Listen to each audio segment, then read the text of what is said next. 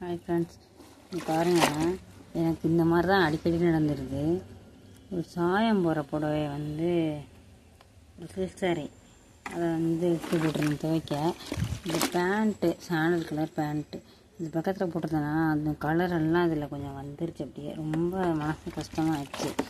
இது பாருங்கள், green colour, இந்த க்ரீன் கலர் தான் அந்த புடவை. இதில் அப்படியே வந்து ஒட்டி போயிடுச்சு சாயம்.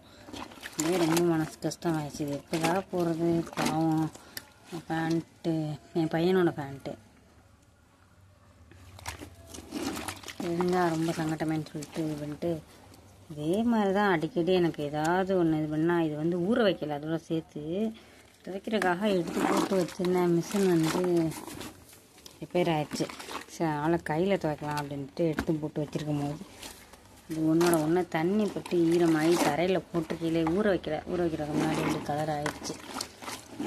ஆளை ஊற்றி ஊற வச்சுருந்தேன். பரவாயில்ல, போயிடுச்சு. ஆனால் சாயம் போயிருக்கு. இருந்தாலும் கொஞ்சம் அங்கங்கே இருக்க மாதிரி இருக்குது. உங்களுக்குலாம் அந்த மாதிரி நடக்குமா சொல்லுங்கள்.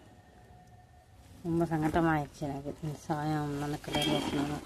அதே மாதிரி தான் என்னோடய ஹஸ்பண்டோட சட்டையில் வந்து வெள்ளை சட்டையில் இது மாதிரி ஒரு ஷாலோட இது வந்து ரெட் கலரு இது மாதிரி ஆயிடுச்சு.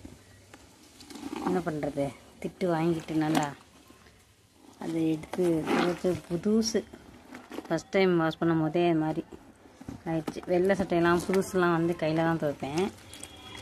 அது மாதிரி துவைக்க எடுத்து வச்சுருக்கையில் இது மாதிரி ஷாலோட சாயம் அதில் ஒட்டிடுச்சு. ரொம்ப சங்கட்டமாக இருக்குது. இன்னும் அதுக்கு திட்டு விழுந்துகிட்டே தான் இருக்குது எனக்கு. நீங்களும் அது மாதிரி நடந்திருக்கா?